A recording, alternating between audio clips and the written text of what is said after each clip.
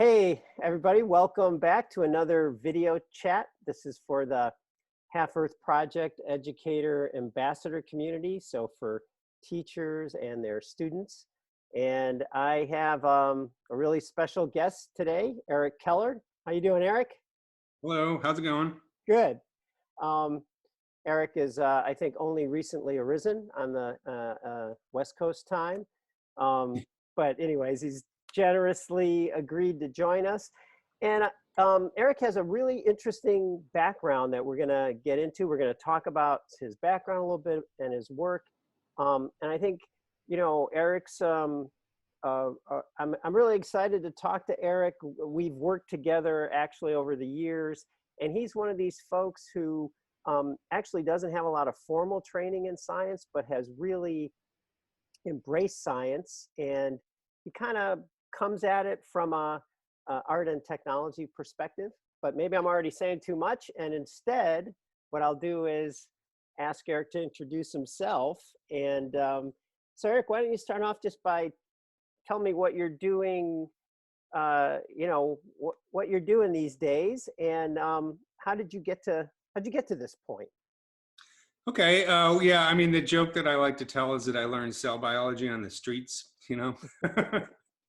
It's not really true, but it Right. sounds good. Yeah, Two so cells are talking at a bar, and the one. yeah, exactly.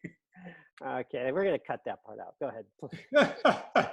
So yeah, I started it's a weird path that's taken me here, but of course, those are that's what makes life interesting.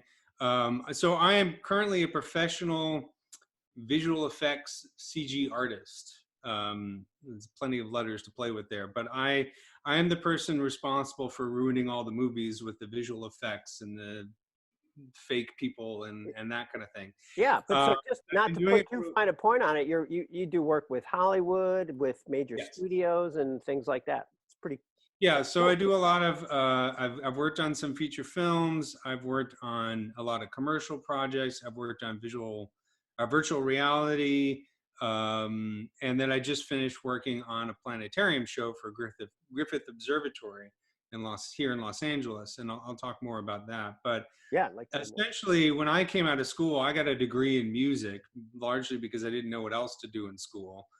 I was trained as a classical musician, although I was never really cut out to be a classical musician. But it was great training because what it did is it took me from being sort of this amorphous blob of a teenager into a person with a brain. Because for the first time in my life when I was in college, I was forced to sit down for hours a day and solve a problem on Yeah, the you had to. guitar. And when I got out of school, of course, it was a harsh reality of making a living as a musician was even harder than I imagined. Mhm. But I also discovered something very interesting about myself in that I didn't really like it. I didn't like being a musician. I didn't like performing, but I did like practicing and I did like solving problems. And nobody pays you to practice. That's not a good way to make a living. So instead, what I discovered was after college, I'd played with computers all my life, but after college, when I was trying to figure out what to do, I got into making art on the computer. So this is mid to late 90s. That's when Photoshop was first coming up and all that kind of stuff. So I discovered that, my love of sitting in a room solving problems translated great to working on the computer and not so much being a musician. And so I started to teach myself how to do graphics, 3D graphics, and that kind of stuff. And then I got an internship at the Howard Hughes Medical Institute, and that's where I started working with Dennis. And you guys hired me initially to work on the website which is now Biointeractive. Yep. And it was a great job, and it was a lot of fun and probably an extremely formative experience for me, because that was when I really started to discover how much I loved science. So I'm not formally trained in science, obviously, and I also like being a musician. I also kind of know I'm not great at being a scientist, right? Mm-hmm. Like I don't think you want me in a lab. Stuff would blow up. There's no doubt about that. Things would go missing. And the few times that I've kind of helped out in citizen science projects, I've done better in a support role than actually out there collecting data.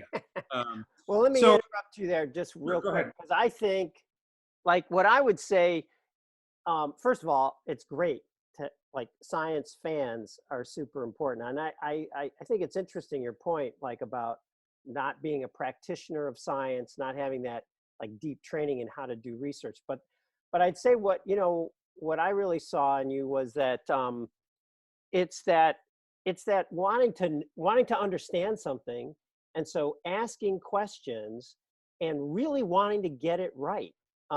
That's just a critical thing. So it's been, so I thought, in that respect, you as trying to bring your art to help explain and communicate the science we were interested in better, you were like a perfect person for that. And then it's just been great to see you carry on with that and become, like, really deeply engaged in how do you help people to see how science works, or you know what science has shown us about how the world works. And yeah. Yeah, and I really loved the debates that we used to have when we were working on animation. I found it fascinating.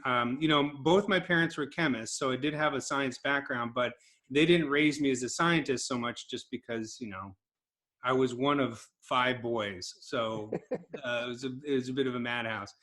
But in any case, but I did sort of discover. I really enjoyed hanging out there, and I realized that, okay, maybe I'm not great as a scientist, but that, as just like you're saying, as being a fan of science, the question becomes, well, how can I use my talents to support science? And specifically, I really enjoyed science education because it's infectious. You get excited about a topic and you want to talk about it and you want to share it with other people. So toward this point, I do want to tell a story of working with you early on, which I think is really funny and informative, and it's more about me. So I remember we were having a discussion one time about evolution, which is my favorite topic. I'm absolutely fascinated about it. And you said to me, you recommended a book. You said, you should read this book. It's great for beginners learning evolution. And you meant it completely sincerely, but I was offended because I'm like, hey, I graduated college. I took biology. I understand evolution. I know all about evolution. I don't need a beginner's book. All right. So I was really offended. In the years since, I have read a lot of books about evolution, including, of course, Ed Wilson, David Quammen, all these other books. And every time I read one, I just come to the conclusion that I don't know anything about evolution. I am like below a beginner because it's so much more complicated than anybody gives it credit for. Right. Join the club. Exactly. Join the club. So I always laugh when I read something and I learn something new about evolution that blows my mind.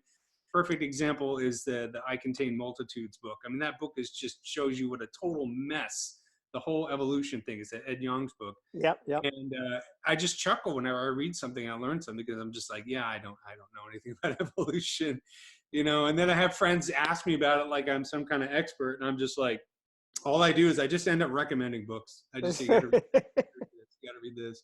Well, Uh, yeah.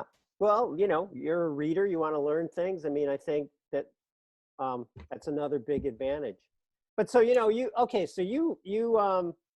as we got to work together, I know, you were you had a lot of talents and you learned a lot while you were there.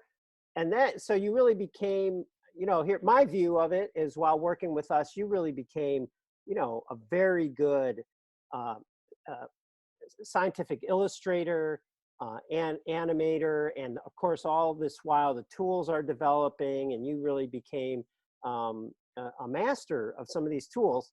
So then you abandon us for Hollywood. yes, I did. So And now you get to Hollywood, and yeah, now what happens? yeah, so after, I think I was at Howard Hughes for about 7 years, and I decided, Was it really that I long? just, it was that long. It doesn't feel like it. Except So, for some of the meetings. Some of the meetings we had were like 10 yeah, years some of long, the meetings were 8 years long. but they're still going on in alter universe.